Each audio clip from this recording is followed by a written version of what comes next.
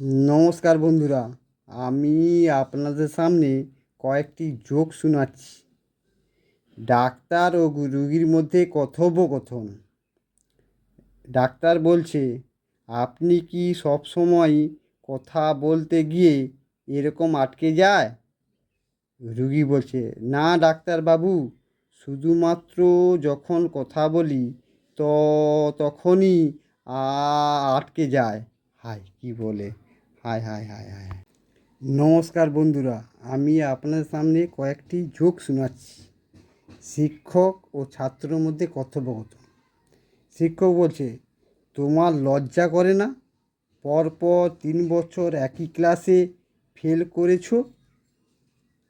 তোমার মতো বয়সে আমি প্রতি বছর ক্লাসে আমি প্রথম হতাম। ছাত্র বলছে, তাহলে নিশ্চয়ই আপনাকে কোনো ভালো মাস্টার মশাই পড়াতেন। হায় কি বলে, হায় হায়। নমস্কার বন্ধুরা, আমি আপনাদের সামনে কয়েকটি জোক শোনাচ্ছি। সঞ্জু ও মার মধ্যে কথোপকথন। মা ছেলেকে পড়াচ্ছেন, বলো তো সঞ্জু, যে শুধু টাকা পয়সা জমিয়ে রাখে অথচ খরচ করে না, তাকে কি বলে? সঞ্জু বলছে, কৃপণ। মা বলছে, উদাহরণ দাও। সঞ্জু বলছে, আমার বাবা।